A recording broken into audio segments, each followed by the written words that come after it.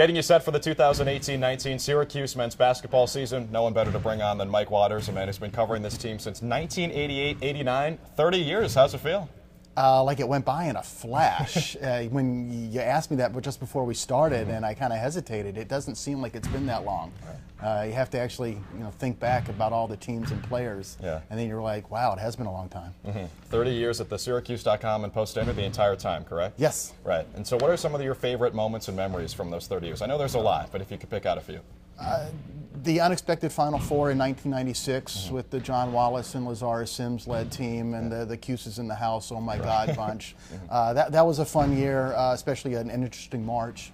The national championship team in '03 was a good team, but for moments, it's the 6 overtime game. Yeah, right. I mean, everyone covers a national championship game at some point, where you go and you see it, and every year there's a champion. So. But you don't see a 6 overtime game every year.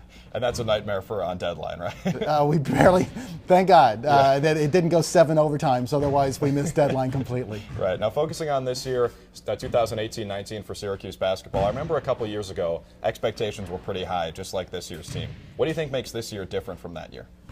This year's team, I think they know each other better. Yeah. It's not just an accumulation of talent. Like the year you're going back to there, you had Andrew White coming in, John Gillen. They were adding a bunch of pieces, and they had lost some guys. They had lost Mike Benajay. They lost Trevor Cooney off the year before, and so then you thought you had talent, but you didn't know exactly how it was going to come together. I think with this team, you look at them with 5 returning starters. And subs like Barama Sidibe and Howard Washington. And so now you're just asking the incoming freshmen to just lift the rising tide, right? To lift all boats. And even one of the new additions is Elijah Hughes, who was in the program last year as he redshirted after the transfer from East Carolina. So I think it's a little bit more of a known quantity. Right, and a lot of those guys know the zone too, right? That's a big part about coming to Syracuse. And you think this zone's going to be pretty good, right? Well, it was good last year, and you're bringing back the same starting lineup. And when you look at them, I mean, you start out with 2 really big guards. And they're veteran guards, so they know what they're doing out front. The forwards are long and lanky and athletic with Marek Dolezaj and Ashay Brissett. And again, now they've played the zone. And then I think the zone can actually get better this year because you add depth. You're not going to have guys resting a little bit on defense, or a guy like Pascal Chukwu in the middle worried about foul trouble, because this year, hopefully, there's a healthy Barama Sidibe behind him. So you can give away a foul if you need to. You can exert a little bit more energy late game. But you think about it, they won those 3 NCAA tournament games last year, holding opponents to under 60 points each time. I think each team, it was a season low. Now we know that Jim Boeheim doesn't like to go maybe 10 or 11 deep. It kind of seems like as the season goes on, maybe 7 or 8 is that number. Do you think that's really true, or is that more of a myth? No, and I don't think it makes Jim any different from most coaches. Actually, I just think people focus in on him because he will take 1 or 2 of his guys that he's like, those guys aren't leaving the floor, and that goes all the way back to the days of Jason Hart. Lawrence Moulton, he knows better than to take his best player off the floor for a long period of time. Now, in a couple of years when he's been really shorthanded, like last year, you got to throw a bunch of guys out there and you have no choice. But most coaches will develop about an 8-man rotation and maybe have a 9th guy who they kind of disguise it and make you feel like they have a 9-man rotation because they'll throw him out there for a minute or 2 in the first half, but you watch in the second half, they won't play. So it really boils down, like even Mike Krzyzewski will have a 7-man rotation if you look at the second half of most games. Now Jim Boeheim being in his 43rd year now? 43rd? 43rd. 43rd? Yes. The plan a few years ago was for him to retire after last year when Mike Hopkins was still here, but now here we are and there's no real end in sight. What do you think the state of Syracuse basketball is right now? I think it's on solid footing and going to get even better. They navigated the NCAA years where the investigation was taking place, and then when the sanctions were in place. And once they navigated that, I think they come out at the other end. And you did lose Mike Hopkins to Washington, and of course that threw the whole Boeheim retirement plan asunder. But it's okay because you still have a veteran Hall of Fame coach. I think the program's on solid footing as long as he's there. And you look at his staff.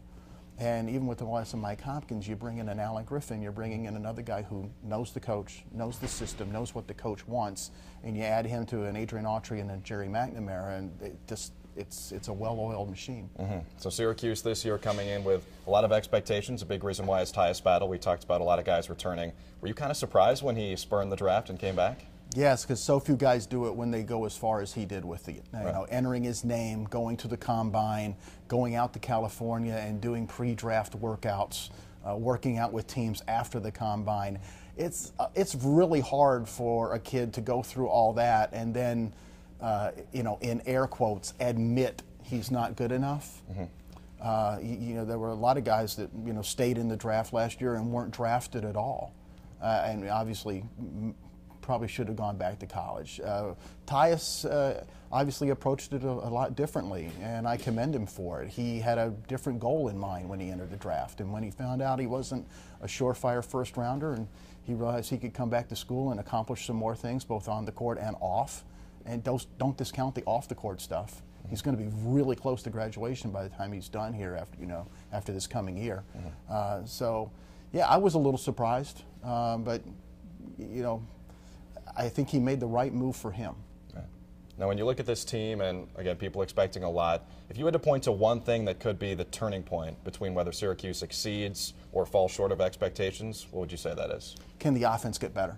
Last year they won primarily with defense and with Tyus Battle making some tough shots down the stretch, and they also they caught a little bit of magic there at the NCAA tournament time. They ran into some teams that weren't prepared for the zone, maybe hadn't seen that type of zone much during the season, and the defense was getting better. But to meet the expectations that's being put on them at this point, the offense has to improve. So, is Tyus Battle a little bit better of a shooter? Is he ironed out the hitch? Is O'Shea Brissett a more well-rounded offensive player? What's Marek Dolezaj's game look like?